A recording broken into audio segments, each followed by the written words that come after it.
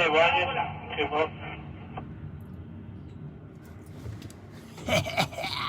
morning! Welcome to another edition of Tower Crane Television. I'm your host, Jay Nye, the Tower Crane guy. These guys are driving me nuts this morning. I want to thank you for tuning in to another edition. Let me get on this real quick and we'll flip this thing around. It's Saturday. We're putting in the OT. Trying to make that coin, boy. Oh, yes, we are.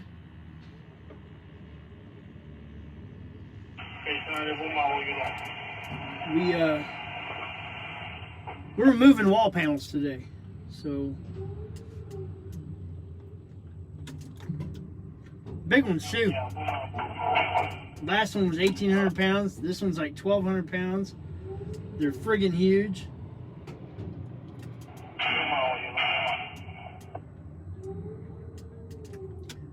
They got me.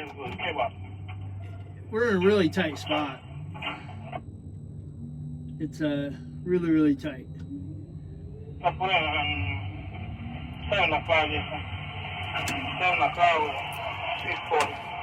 Let's flip this camera around. Alrighty. Alright, it's a big one. Yeah, it's a pretty big one. Yes, it is. So there's our panel. Like I said, they're weighing in at about 1,800 pounds. This one's a little lighter. This one's about 12. But they're big. They're probably, it's probably a good 18 feet tall, at least.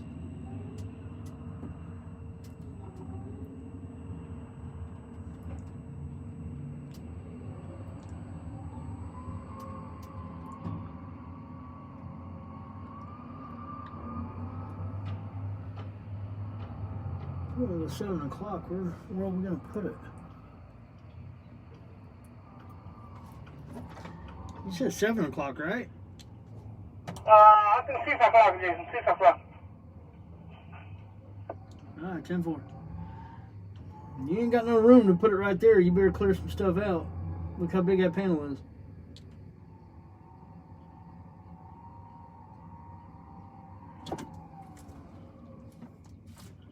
I check out to put it here and count the plywood. It's use it later when the step.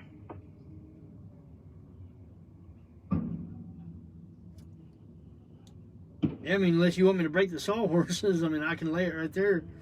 And then you got those supports that are holding that up, unless you're wanting to lay it on the rebar. I don't understand where you want to lay it.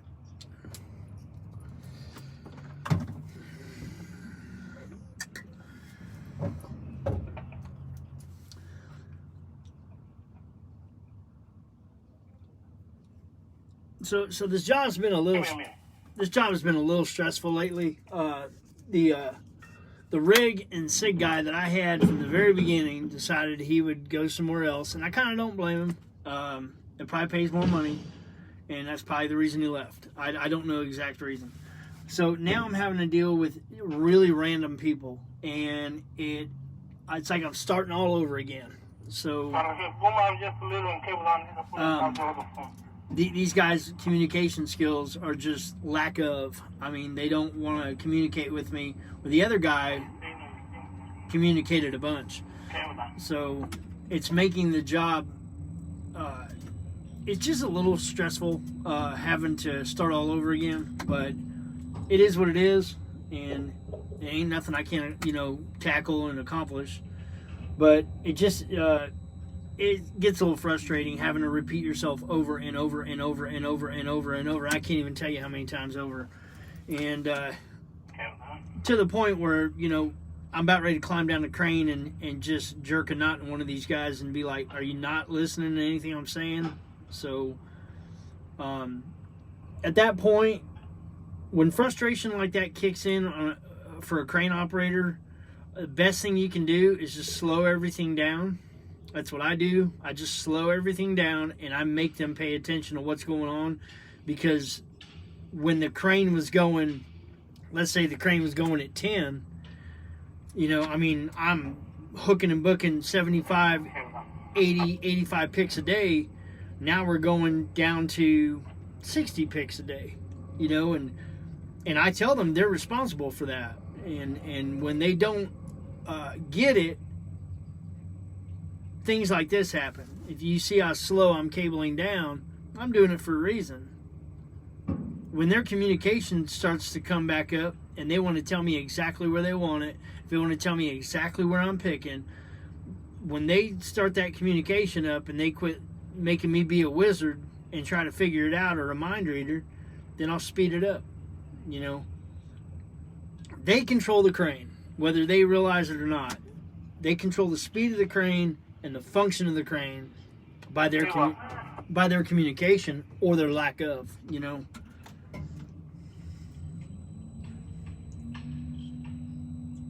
And I treat them with the same respect they treat me with. If they don't want to communicate with me, I won't communicate with them. Okay, so there's a little better. Cable up 10 feet, swing right. So, you know, when they start doing that, then I'll start listening. But I've got a few of them that are green. They don't know what they're doing, and it can make for a frustrating day. You know, especially when you had somebody who was on the money the whole time. You know, this guy was telling me 2 picks ahead.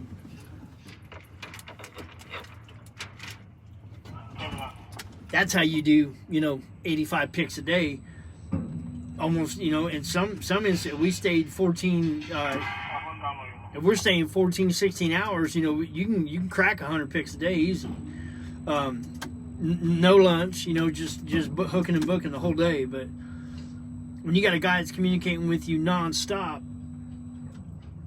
and telling you 2 picks ahead where you're going.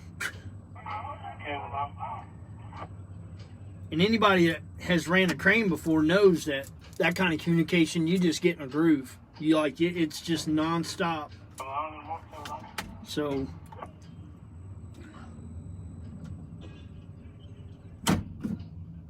job's going good though. I mean, we're almost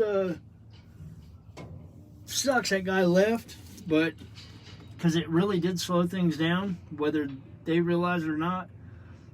I probably should have gave the guy more money to keep him here, but they didn't. But this parking garage is almost done, and then once it's finished, I've been here since March. I probably got another 10, 12 months to do framing, and then we'll top the building off with our AC units and whatnot.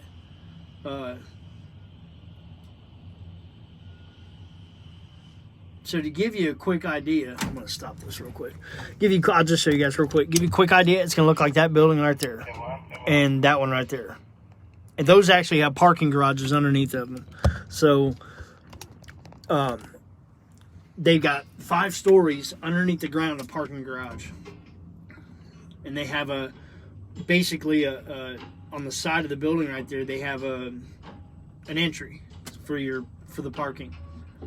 And the whole parking structure is underneath the ground. It's all ventilated to keep the carbon monoxide out of there. And this is their 3rd building here that they're doing on this street just alone. They've been buying up this property and putting these buildings here.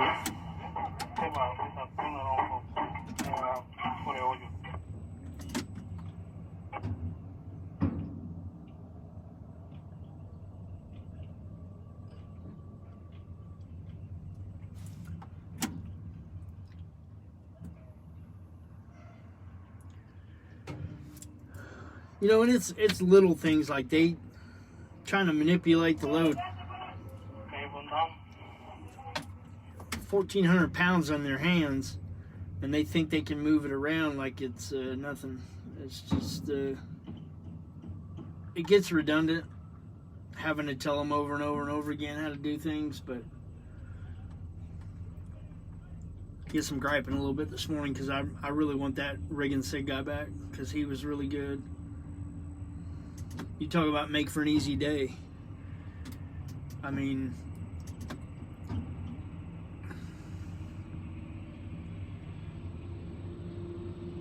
unless you've ever been in the seat of a tower crane, especially when I first started doing this job,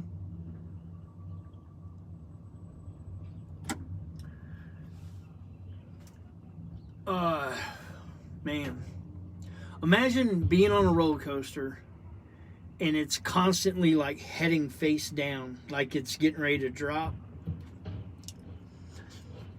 That would probably be the equivalent of the anxiety you feel your first couple months running a crane, because it's just, you have so much responsibility in your hands, and it's different from being on the ground running a crane. You know, you're up here and you can't see everything, so you're having to use your common sense a lot and your skill to get you through what you can't see. And it's trust. You know, you're putting a lot of trust in people's hands to make sure that your job is going to be complete. You know, once you get over that hump of having that anxiety, because I don't care who you are, if you've never ran a tower crane before and it's your first time running one, you have that anxiety because there's so much responsibility in your two hands that you're controlling the crane with. And I'm trying not to lose that anxiety. I'm trying to keep that edge, because once you lose that edge, then you could make a mistake, you know. There's probably a lot of reason I make these videos, just to even retrain myself. You know, it's just walking myself through it, you know. You never want to get comfortable doing a job like this, because it is dangerous, and it could become catastrophic if you make a wrong move. You know, you could hurt people, and you never want to do that. You know, you try to be the best possible operator you can be, and keeping your senses sharp and respecting the piece of equipment you're working with. It's almost like riding a motorcycle. You know, if you don't respect the motorcycle, it doesn't matter what's going on around you, but if you don't respect the motorcycle, it won't respect you back. So it's the same way with running a big tower crane. You got to respect the piece of equipment you're in, and you got to make sure that your skill level, you got to make sure the your skill level's up to point. You know, you want to make sure that you're doing things correctly. You don't want to be over swinging or over trolleying in or booming, you know. You're constantly having to correct that if you do.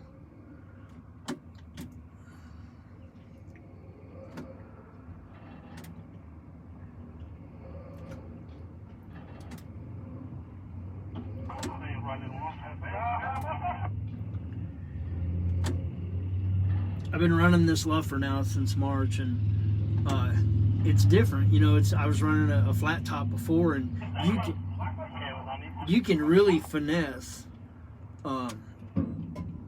with a luffing jib tower crane. You can really finesse what you're doing pretty tight. Okay, well done.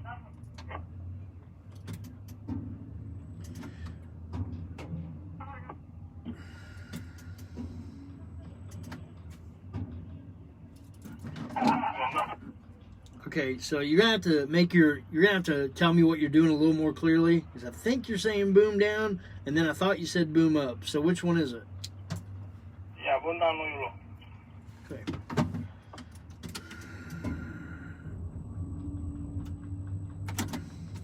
So instead of telling me to get it to the corner, which he probably should be doing, he's just trying to tell me to boom down until he gets it where he wants it.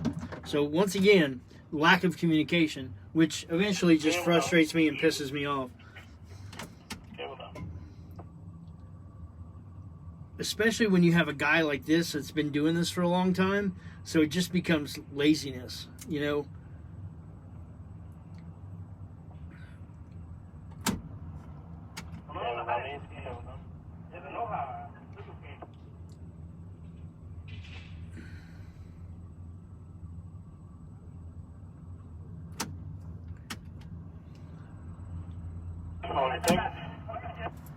Which I guess is a personal preference. I can't stand lazy people. I don't hate them. I don't hate anybody. Hate's a pretty strong word. But I can't stand lazy people. I'm not a lazy person. You know, I work hard, even after the job. Working on my hot rod or working at home, and I have my lazy time, you know what I mean, where I kick back in the recliner and relax with the wife. But I just... work, I can't stand to be around lazy people. Probably a good thing I'm up in the tower crane, is I would just rip people's heads off if I was on the ground. I know I used to when I was a foreman and when I was a lead guy, when I was a millwright and a welder and iron worker. If I caught you being lazy, if I caught you on your cell phone, I didn't give people second chances. I ripped their heads off. And I had that authority to do so, and it wasn't nothing to send guys home. You know, if you wanted to be on your cell phone and you didn't want to work, I'd just send you home. You wouldn't make no money that day, and not on my time. You know, it irritates me. Even doing this job, if I catch a guy who's trying to signal me with a radio and he's on his cell phone at the same time, I just stop everything, because that just can create a dangerous situation where the guy's not paying attention to what's going on the ground. So it's just personal preference. There's two types of foremen, and there's two types of lead guys in this world. There's guys that let you get away with everything, and they don't care what you do. And then you have guys that don't let you get away with nothing. They're very strict, and they expect the job to be done correctly. And I was that guy. I was definitely that guy. I didn't put up with no BS. So I think having some management experience, like being a lead man or being a foreman, definitely helps when you come into the tower crane position, because the fact that you already know how to run a crew, you already know what is to be expected of people when they're working with you or they're working for you. You have that gusto, you know, and you know what needs to be done. So it definitely helped me getting into a tower crane, because I've ran crews before, and I know what I need to expect from them to get the job done. Other than losing my top guy and him going somewhere else, the job's going good. Like I said, it put a speed bump in things. Anybody that's ran a crane before knows how critical that could be, because it makes our job easier. When you have somebody on the ground knows what they're doing, it makes it a lot easier to have that trust. So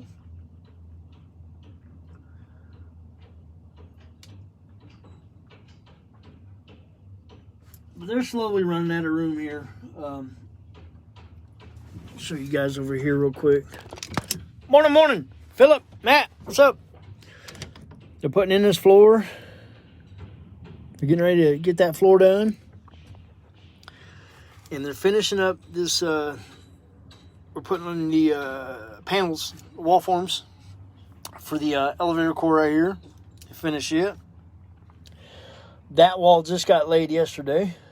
So we'll be taking those panels off either today or Monday.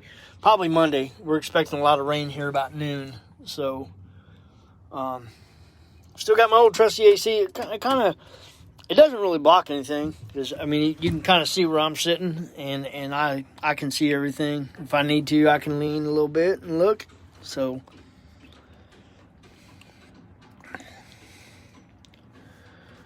but it is it's going good, man. I can't really complain, except, like I said, losing my top guy and having to start over with some guys. That's okay. I mean, it's part of the job.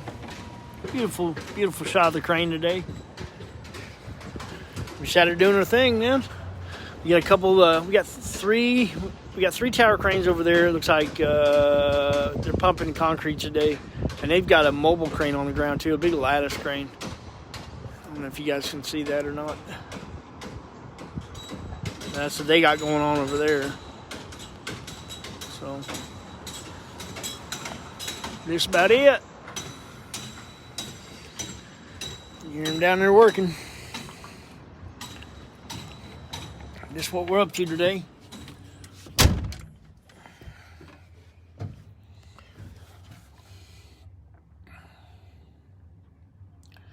We'll unhook here in a minute and probably take that other form off that wall right there. That's the last one. I don't think we have any left on the outside. I already got all them. Okay, yes. Okay, here we go. So we're gonna cut loose here. We're probably gonna grab another form. Okay. You want to take that other form, the last form off? Ya, la voy a poner placa. 10-4.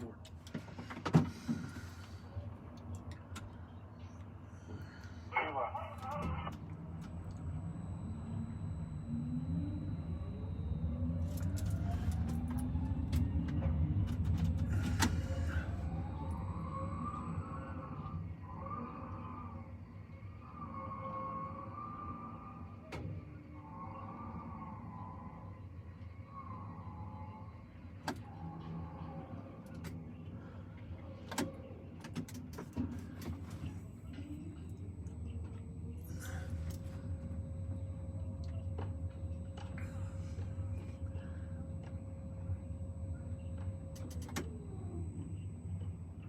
So my wife, she's taking my truck in today. I got a little vibration in the in my steering column. I think I got just a wheel weight or something off on the tire, and it's creating a little bit of vibration. And I'm gonna get that nailed down today. But I drove her Jeep today, and let me tell you something. It's a 2020 Grand Jeep Cherokee Blackout Laredo Edition. Let me show you guys this thing real quick. That's her Jeep, okay?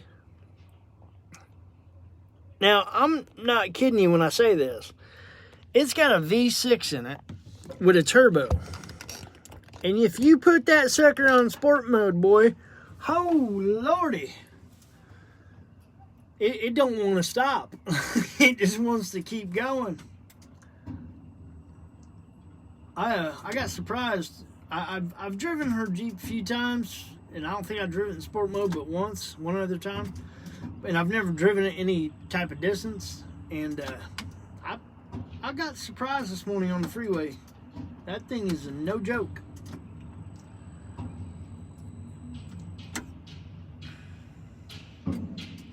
Her sometime here in the future we're gonna be trading it in, and I'm gonna get her a Trackhawk.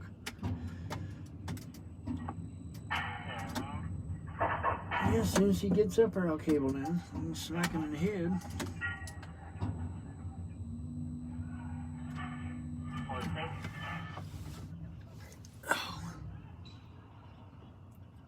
Things are going good. Job's going good.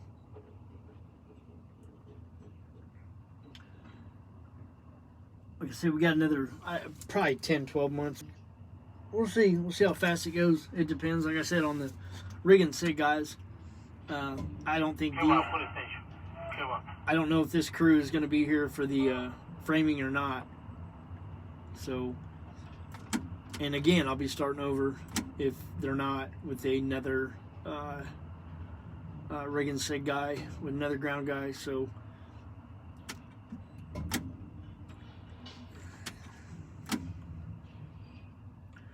the process of you know, you got to earn that trust, man.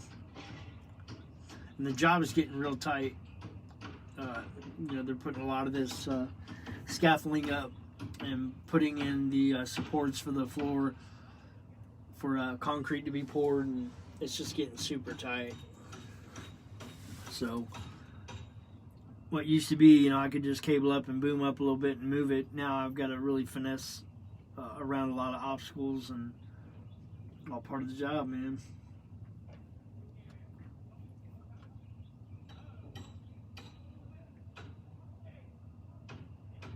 When we started this, there was a 50-foot deep hole in the ground, and now we've come this far, and it's really shortened it up.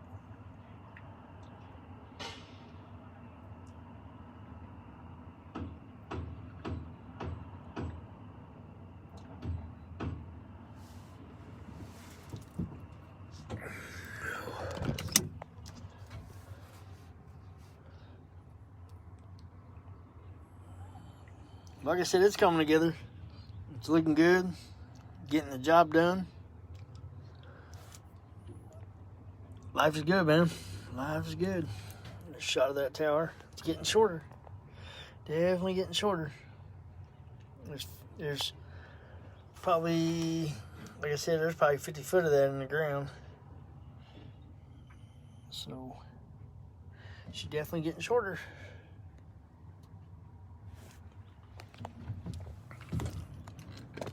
Oh, flip this thing around real quick. There I am. All right. So, I just want to share a quick video with you guys to kind of show you where we're at this morning. We're putting in some OT and trying to get this job done. And been getting rained out the last couple of days, so just trying to button everything up and get her finished. Anyway, I hope everyone's having a great Saturday. I know I am. Getting to do what I love to do. You know, there's nothing like it in the whole world. Absolutely not. If you love what you do, you'll never work a day in your life. I promise you that. And that's it. Living the dream, man. Living the absolute dream. Absolutely love it. You know, a lot of people say they're living the dream, but I'm living proof. I'm definitely living it. And I hope you guys find your dream, you know, and do what you love to do. Definitely makes for a happy life, you know. Anyway, I'm going to jump off here and get back to it. I'm sure I'm getting ready to pull this panel. And just want to wish everyone a great Saturday and a great weekend. And I'm going to jump off here for now. Remember, if it doesn't make dollars, it sure the hell isn't going to make any sense to you. You're only as good as your last pick. And I promise you guys, we're going to see you on the next episode of Tower Crane Television on the next pick. I'm Jay Nye, Tower Crane Guy, signing off. See you then. Peace. See ya.